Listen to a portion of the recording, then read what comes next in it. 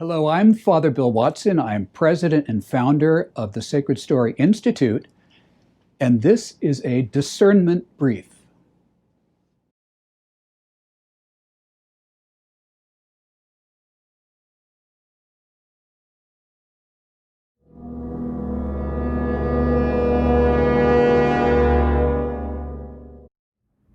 Why this girl? It makes no sense.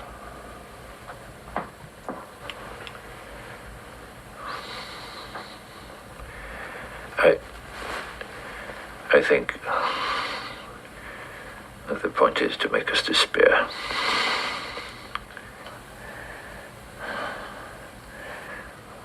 To see ourselves as animal and ugly.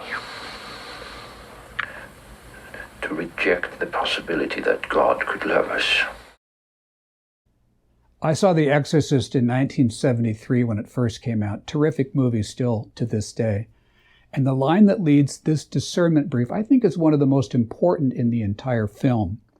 The scene came back to me in light of the violence we've seen on our city streets in the recent months, and also the violence in our social media, which is called cancel culture, which is the banning and shaming of people who disagree with the prevailing values of the secular culture. Oftentimes, that culture which is contradicting the Judeo-Christian moral beliefs. So back to The Exorcist. The skeptic turned believer in the devil, Father Karras, questions the elderly paleontologist during a break in the grueling exorcism ritual, which is at the heart of the story. And so Father Karras says, why this girl? Why was she targeted? And Father Merrin says, of the general tactics of Satan and of this girl in particular, that Satan wants us to feel despair, that we are less than human, animal, ugly, and not capable of being loved by God or anyone else. In this state of discouragement, we become isolated and capable of harming ourselves and others because we have determined, consciously or unconsciously, that human life is ugly and worthless. St. Ignatius was absolutely convinced of the reality of Satan, the one he called the enemy of human nature. In his meditation on the two standards, the standard of Satan and the standard of Christ, he asserts that Satan has sent demons into the world to destroy us. In the second point of his exercise, he says, consider how Satan issues a summons to innumerable demons and how he scatters them, some to one city, some to another. So through all of the world, not omitting any province or place or states or any persons in particular. This scene from The Exorcist and these points from St. Ignatius are very timely for us today, because the enemy of human nature can work directly on us individually, but he can also work against human nature by using groups and movements to cause the same discouragement and despair.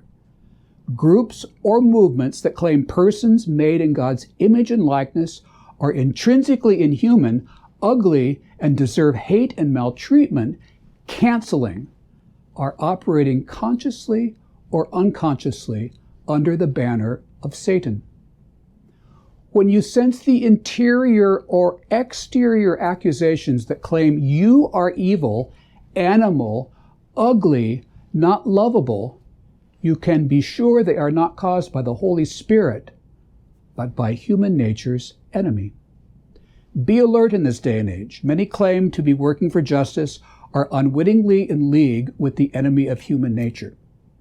You will be able to discern this by the despair, ugliness, animality, self-hate you experience when you are accused. Stand firm and realize that the accusations are false.